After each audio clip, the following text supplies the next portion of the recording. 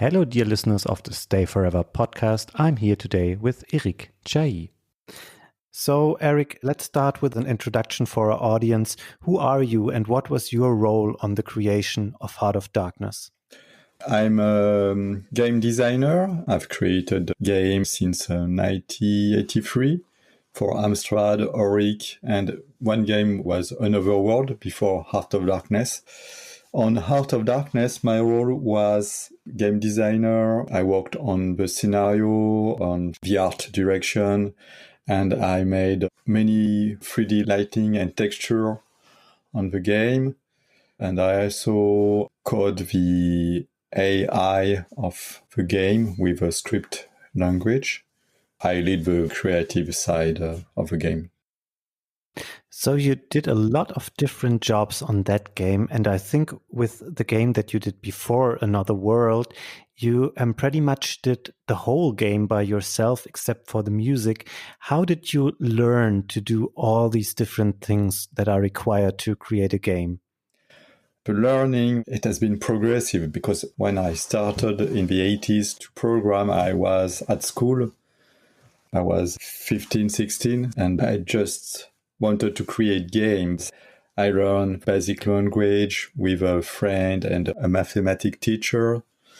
And then I created the graphics, but it was very simple. So my skill evolved progressively with the evolution of the technology, because I started on 8-bit computer where there were very few colors on screen, and the same for the coding. And I had to create many tools for each game. Usually I created 1 or 2 tools to create the graphics, to compose the animation. So the knowledge accumulate over time.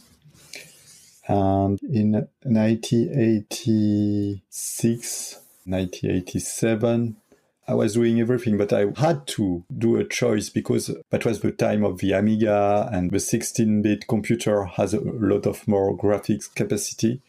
Mm-hmm. And it was more challenging in terms of coding. So I felt that I can't do both at the same time. And I go to a French company named Chip to create only graphics and animation.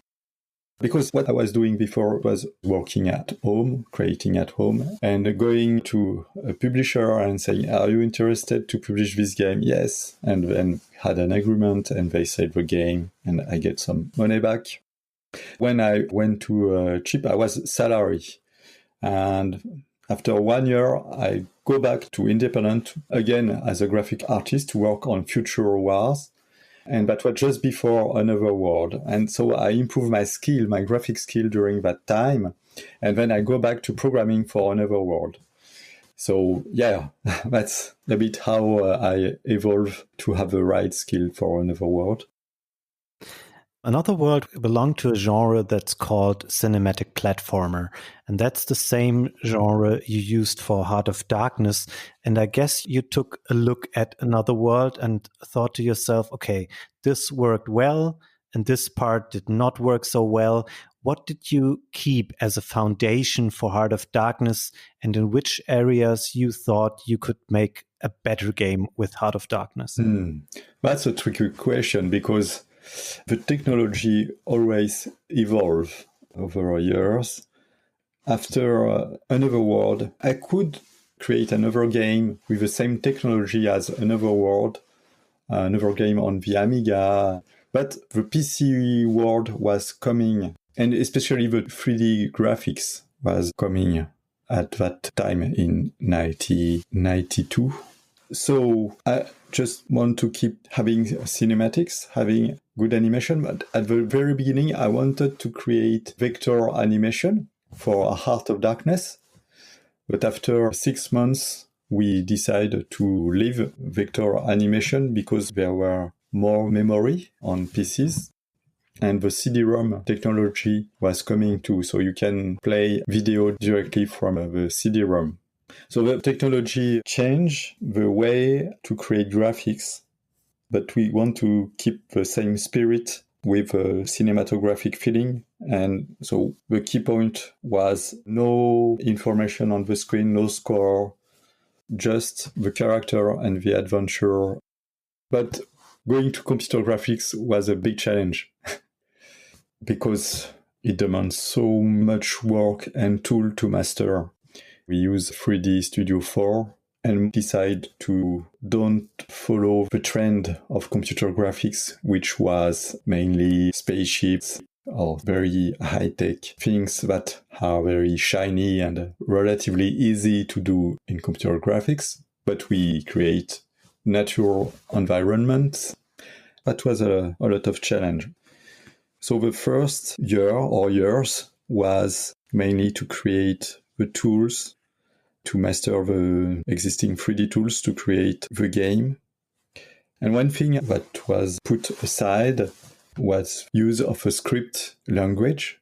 For another word, I developed a script language that made it easy to create gameplay with it. It was really easier than assembly language or even C language. But I didn't realize how much easier it was with a script language. So when we started Heart of Darkness, we thought that we can code the whole gameplay with C language.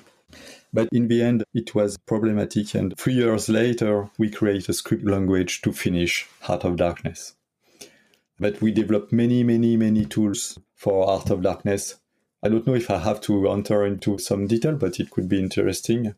Oh, yes, please. I mean, it's interesting that you worked for several years without the script language. Just tell us what kind of tools you developed. Well, it was a strange time because we switched to CD-ROM and we thought that everything were possible with CD-ROM because we can store a lot of data on a CD-ROM. We thought that everything would be possible, but the read rate of the data on a CD-ROM was very slow.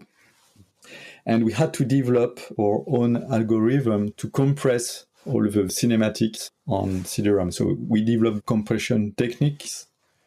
It took maybe 6 or 8 months for one person to do this correctly. We also developed a tool to create all the sprite animation. It's a tool where you can assign some logic to a frame and say this frame can go to this frame. Let's say that your ND character is walking and then suddenly you want him to run or to jump. Most of the games at the time just launch the jump animation without any kind of transition.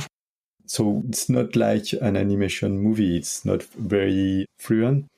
And what we did is that we can switch if we say that, okay, it's half the run and now there is the instruction to jump. So we can link the best keyframe to do the correct transition.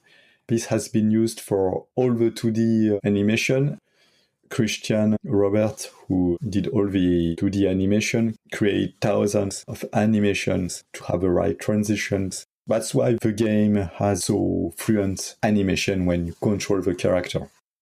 So we developed this tool and also an audio tool to sync the voice on the cinematics. And we developed the core engine to work with the different operating systems. We start on DOS, then we switch to Windows 95. We start to develop on the Sega Saturn, and then it was a question to create the game on the Philips CDI, but we never wanted to do the game on this computer. It dies before we released Heart of Darkness in 1998, and we finished the game on Windows with DirectX and on PlayStation 1. Another tool that was a great tool was a tool to paint on 3D objects. Today, there is 3D Painter, you can create your texture on a 3D model. But at that time, it was not existing at all. So we developed a tool for this. That was very important because of the natural look of the object. So it was very difficult to know where a pixel on a 2D texture will end on a 3D object. That's it for the tools, for the first part of the development. And then later we develop, as I said, a script tool to code all the game logic. You already mentioned that you later started porting the game to the Saturn, and there also was talk about a CDI version. But when you started in the early 90s, the PC was not really a platform that was famous for its platform games. But I guess there was no console at the time that could be the right platform for Heart of Darkness, right? So that's why you went for PC only in the beginning. Yes, and we clearly wanted to create a CD-ROM game. The PC at the time was a platform for everything. You can find a game like Prince of Persia on PC, so there were some platformers anyway. So it was an emerging market at the time. And Another World sold well on PCs. For Heart of Darkness, you founded a new development studio, Amazing Studio. Can you tell us about how many people worked on Heart of Darkness overall? And how did it change the way that you worked, having done Another World alone before, and now that was a team effort? The core team is 5 people. Inside Amazing Studio, we were around 10 and 12 at full production, with 3 extra audio people that were outside of the company. So let's say something like 15 for the creative team at the maximum. So that was a big move personally to work with a team. The core team share the decisions and then the scenario we discuss together. And so everybody has different role in the core team. So naturally we share the decisions. I was more on the creative side and a bit on the business side. And Frederic Sawa was on the programming, but also on the communication and production side with publishers. One thing that was not natural for us was the production. We didn't have really a producer inside the team. And in the end, I think it was one thing that has missed in development, having a full-time producer to anticipate the need and to see where are the risks and find solutions. So you think it would have helped if you had a producer on the project? Yes, and the concept of producer was not natural at all at the time because many people were indies and working by themselves. We had a producer, but he was outside of the team. He worked at Virgin, so we met him every 2 weeks or every month, and that was not enough to keep track of everything. We had a hard time in 1996 because Virgin left the project, so we had to find another publisher. Wasn't it really hard for you guys to even continue working on the game? Because I think you kind of needed the funding from Virgin, right? This must have been very difficult. Yeah, that's funny because when Virgin left the project, it was really on good track to be finished. Meaning that the game was almost finished when we switched to another publisher. Several reasons that Virgin left Heart of Darkness, because it doesn't happen in one day. It happens progressively. So in 1995, that was the first E3. And at this E3, it was the time where the movie industry get a lot of interest in video games. And when we presented Heart of Darkness on Virgin's booth, we showed all the cinematics and the first 2 levels, but what was not at the same gameplay quality as the final ones. And everybody wanted to see the game. A lot of interest. So Steven Spielberg came, George Lucas, and all the Hollywood people came on E3, not only to our booth, but it was a part of the hype. And after that moment, Martin Halper, the president of Virgin US, wanted to create a movie based on Heart of Darkness. And the game was not finished yet. So during this year, 95, we were finishing all the cinematics. And in 1996, 1 year later, the game was not really there yet. We have some difficulties. And Virgin US first give up, and Virgin UK continue to believe in Heart of Darkness.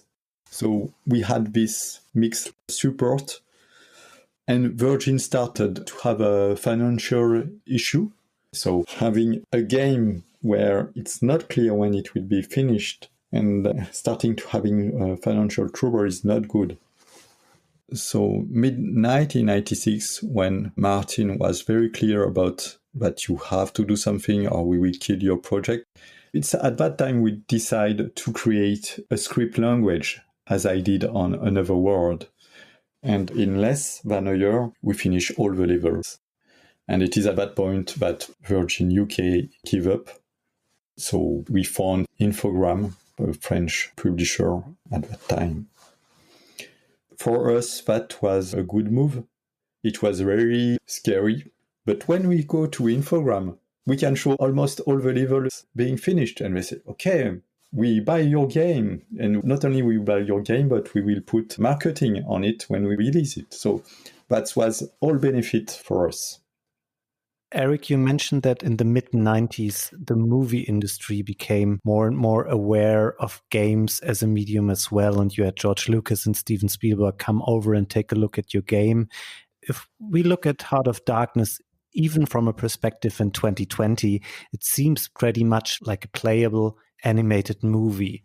And I guess there was different influences on you personally and also as you as a team coming from different sources of movies or literature or art that had its effect on the game. Are there any main external influences that you can name for Heart of Darkness? Yeah, the big influence was Disney movies, and especially one movie, Rescuers Down Under. In this movie, there is two key elements that has been influential for Heart of Darkness. The kid that goes to an adventure in Australia. And there is an absolutely incredible introduction in this movie. So we want to have this flavor. The universe is absolutely different. There is this flavor of quality of animation and music. The music was composed by Bruce Broughton. And it was a dream for us to have this kind of music. And finally, Bruce Broughton worked on Heart of Darkness. And Tim Burton has been an influence too. And all these movies where it's a bit scary, but not really, like the Gremlins and the Goonies. And for the art, Christian Robert, who did the animation, he did also the graphics. He designed each screen. He has been highly influenced by Moebius. So if you look at his sketch, it has really the touch of Moebius style. You mentioned the Disney movies and Gremlins and Goonies and said you wanted to do something which is dark and a little bit scary, but not really. But I think at sometimes the game is there's this topic of darkness, which plays a big role, and Andy can get killed in a lot of ways by these shadow creatures. Did you ever think about what the audience for the game was? Did you try to make a game for young people, or should it be more for adults? I think the game is really in between, you have a young hero and it's a little bit scary, but sometimes I think it's really dark and gloomy. Yes, it was for adults and kids around 10, maybe it started at 10. But we create a game for ourselves first. Something where you would love to play as a kid and as an adult. And the thing that is scary is the death of Andy, because it's cartoony, but you can really see Andy being smashed and reduced into pieces by creatures. But there is no blood. So it's on the edge. It can be really violent in some way. And especially with the audio, you have all the crunch noise of the bones. Sometimes it's almost comical, the way it's done by the cartoony style. So it's not like a Tex Avery, but it's a bit a darker Tex Avery style. There's this one element that really reminded me of another game, especially early in the game. You often get this cutscene when Andy gets thrown off the cliff by a shadow creature. You have this short cutscene of him falling down. Did you ever play Dragon's Lair at some point in time? Yes, Dragon's Lair has been a big influence for Another World. It gave me the idea to create a game with flat color and polygons. And the animation, I really love the animation of Dragon's Lair. And the cinematic when Andy falls at the beginning of the game and later too, it is not the best thing in the game because when you die often, it is a bit repetitive. And especially with the music.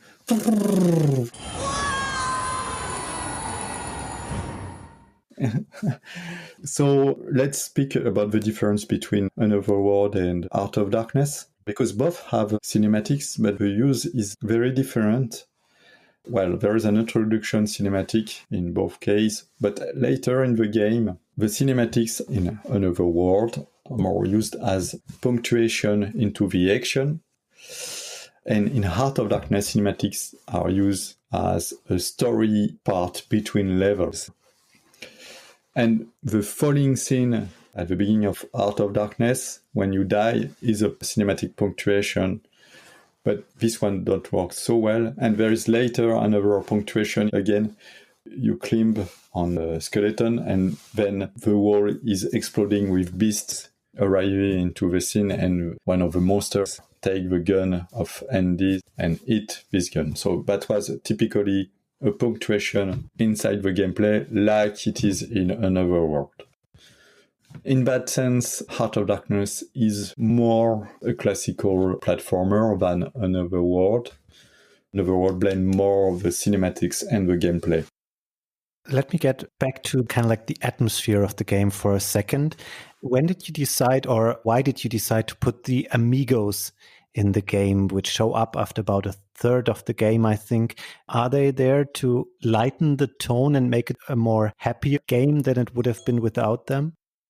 From the beginning, we wanted to have an amigo in the game. And yes, it's the bright side of this world. And we wanted to have it a bit crazy, and especially the old wise man. But there is a sequence in the game where you have this old amigo, he's smoking, he's showing a drawing of his wife nude. And for this reason, we got incitation to drugs and nudity. And there is also hurt on animals because of the creature, vicious servant, that is absolutely bad with whiskey, the dog. So yeah, the idea was to create different colors of characters. The whole idea of the shadows and the darkness, I mean, there's so much in the game which names include darkness, like the Dark Land, the Master of Darkness. Would you say that this is kind of the main topic of the game, the way that we as humans perceive darkness, or that we also are afraid of the darkness itself? Yeah, that was the first synopsis we presented to Virgin, an adventure game where a kid is afraid of the dark and he has to go in a world where the darkness is prominent and he has to face his fear in some way. So yes, that's the starting point. One of the amigos falls on the lava floor and he gets transformed into one of these flying shadows. Is it the way that all those flying shadows were created in the story of the game, that they have all been previously amigos which got transformed into these creatures? It is not said clearly, but this scene say it. And for me, it is clear that all shadows were normal creatures, at least for the flying ones. Yeah. As you are already speaking about stuff that the game does not really say, there's this really interesting ending to the game, which heavily implies that it's all been Andy's dream, because he's back to his treehouse and whiskey is back and everything seems fine. So you'd think it was a dream, but then afterwards you get these cutscenes of the amigos playing with the parts of Andy's spaceship and having the servant of the Master of Darkness captured. So did you want to leave this open to interpretation, or is there some clear message what's right and wrong in terms of was it a dream of Andy or not? Well, it is open. This scene with the Amigo and the spaceship and the servant, it could be again in the imagination of Andy. But, well, it's open. And the end in the darkness where Andy is fighting his fear. Indeed, he was almost killing his dog because he strikes everything in the darkness. So there is something symbolic to the end. But maybe it's only his imagination, and what he imagines is his fear is more dangerous than the darkness itself in the end. Heart of Darkness took a long time until it came out, and during that time gaming as a whole changed with transition to 3D graphics, with the launch of PlayStation and Saturn and all these other systems. Did you get afraid at some point that the game, being a very traditional 2D platforming game, might not be as well received in 1998 as it might have been a few years earlier? Yes, it has been the case. When the game was released, we get some criticism about the graphics that was low resolution and was not 3D. But it's true that it was not easy to release it at the time. And when the PlayStation 1 was announced in 1995, and we saw a demo on Sony's booth, the famous demo with the T-Rex in 3D. Wow. And we were with 2D screen and a small sprite animation on the screen. And okay. But, well, we had the advantage of it is not real-time rendering, so we can go for the rendering quality. The real-time 3D at the time was not beautiful, but many people was expecting this kind of game because it was new. Despite the criticism that you guys got for the graphics when it was released, I think it still worked pretty well on the market, right? I've read about 1.5 million copies were sold. Was that like a number that you were expecting, or did you expect it to sell more or less? That's a huge number. It was much more than what we were expecting. So it has been a commercial success. Did you ever think about doing a sequel at this time with Amazing Studio? No, because after 6 years of work, the team was tired, really tired. And me too, because I created Future Art, Another World, Heart of Darkness in a row without taking some rest. So I need to take some time, and most of the people in the team was really tired too. You took quite a break then until 2011 when you released From Dust. Yes, that's the time of the release, but I started to work before. Did you also work on it for 6 years, or was it a little bit quicker? I started to work on From Dust in 2006. And between Heart of Darkness, I made a lot of trips. I caught some stuff about sound, a tool to create digital sound, but nothing that could be sold, not something commercial at all. It was in 2005 I wanted to create a game again, so 5 years later. And how long did you work on Paper Beast, your game that got released in 2020? Well, it's special because after From Dust, maybe 4 months after From Dust, I started to prototype stuff with Unity. And then I switched to another project, which was a Volcano project. So I worked 2 years on a Volcano project with a colleague, which worked on Paper Beast after. So Paper Beast, I started to work on it with a team on 2016. And I worked maybe 1 year on this project before. So yes, it has been a long project to create, a 4-year project in team, and 5 years for me. Seeing that it's a virtual reality game, it's very different to the cinematic platformers that you did in the 90s. Mm-hmm. But if you think about these times, I know it has been stressful and a lot of work, but is it something that you still care about? And could you imagine going back to this genre at some point? Because nowadays people love 2D graphics when it's nicely done. And I think the market and the interest is still there for this kind of game. So yeah, it's true, but I don't know exactly what I will do next. But 2D games is something that is very interesting. It's very interesting to don't have a constraint to think about what the player is looking at that you have to manage in a 3D game, and especially in a VR game. With a 2D game, you have everything on the screen, and it's something very interesting to communicate a universe or a story in a different way to the player. Thank you so much, Eric, for taking the time to speak with us. Have a great day and goodbye.